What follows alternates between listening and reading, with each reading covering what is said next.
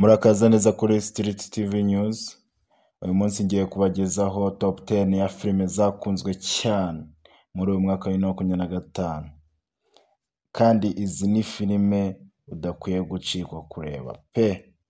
Mbere yuko dutangira nimwibagirwe gukanda like, share and subscribe kugira ngo tujye tubana buri munsi muri top 10 nshya, ndetse nzajya mbagezaho n'ibindi biganiro. Murakoze cyane.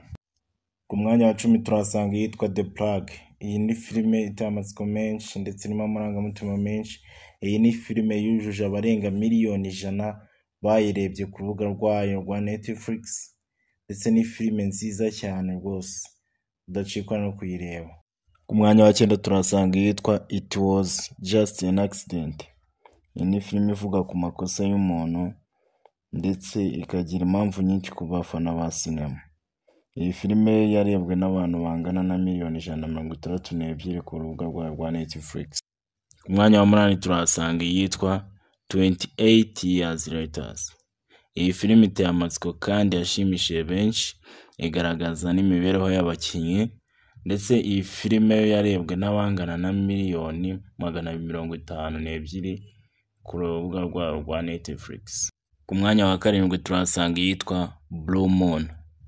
Iyi filime ifite ubuhanga mu gutanga ubutumwa ku buzima bw'umuhanzi hamwe na comedy ndetse n'amarangamutima menshi. Iyi filime yarebwe n'abantu bangana na miliyoni 301 ku rubuga rwa Netflix. Ku mwanya wa 6 turasanga yitwa Diablo. Iyi ni action movie ku bantu bakunda action movies. Yamenyekanye cyane kuri streaming, ikubiyemo amarangamutima menshi ndetse action nyinshi. Ni inkuru idasanzwe. Iyi ngiyi yo yarebwe n'abantu bangana na miliyoni 402 ku rubuga rwa Netflix. Ku mwanya wa 5 turasanga yitwa Superman. Iyi ngiyi yasubiwemo muri uyu mwaka wa 2025.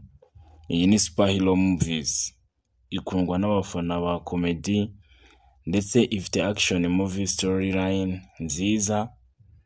Iyi ngiyi yatwaye n'ibihembo bitandukanye, ndetse iyi ngiyi yo kuri Netflix yo yarebwe na miliyoni 552. Ku mwanya wa 4 turasanga yitwa Formula 1 The Movies. Iyi filime ivuga ku rugendo rw'umushoferi n'ibyamamare mu mikino.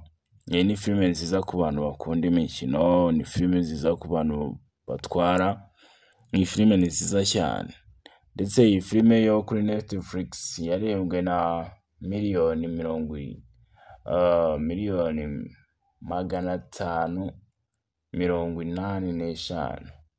Ku mwanya wa 3 turasanga yitwa Sinners.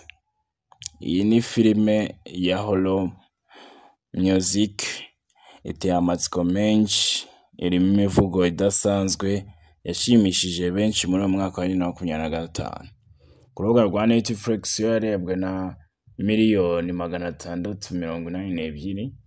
Ku mwanya wa 2 turasanga yitwa Marty Supreme. Iyi ni filime ya comedy drama yatumye benshi baseka ndetse banatekereza ku buzima bwabo. Yashyizwe muri top 10 y'izi filime kubera ubuhanga iteguranye, ubuhanga ikoranye. Iyi ngiyi kuri Netflix yo yinjije amafaranga menshi ku bantu bayikoze, ndetse yarebwe na abantu bangana na miliyoni 866. Tugiye ku mwanya wa mbere noneho. Mbere yuko mbabwira yaje ku mwanya wa mbere, ndakwigize ngo ubanze ukore subscribe kugira ngo tujye dukomeza tubane. Share and subscribe kugira ngo tuzabane muri top 10 nshya. Nakoze cyane, Imana ikomeze ibarinde.